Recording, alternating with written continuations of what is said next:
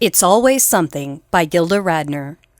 I'd been counting down my chemos after number 5. 4 to go, 3 to go, 2 to go. Now, 1. I felt wonderful in between. Almost cocky with my good health and weight gain. I love telling my stories at the wellness community every Friday.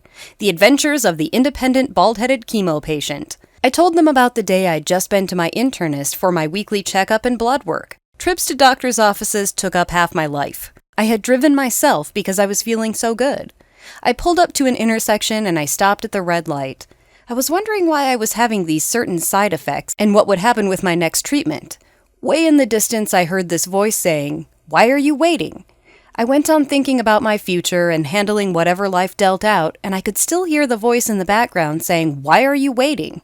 It kept repeating, "Why are you waiting? Why are you waiting?" 5 minutes later, when the honking started, I realized that the light was a blinking red light and I was supposed to stop and then go through.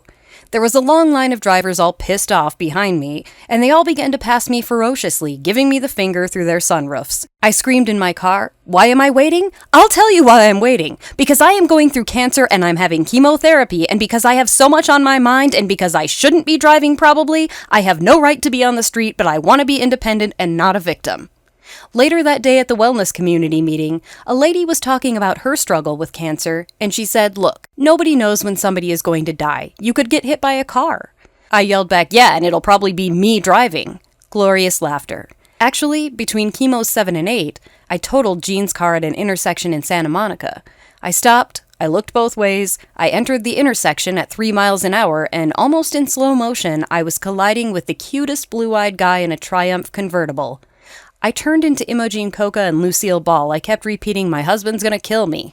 This guy recognized me and said he knew who my husband was, and he thought he probably wouldn't kill me. Jean's car looked like an accordion. As I pulled away from the accident scene, the hood flew up over the windshield, totally blocking my vision. A gas station attendant helped me tie the hood down, and I crept home in what looked like a circus vehicle. Jean didn't kill me. He was just happy that I was all right. But he did get very quiet for the 2 months he drove the rental car while his car was being repaired.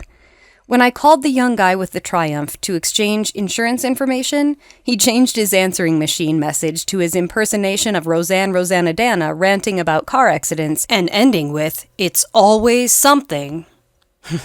He made me laugh.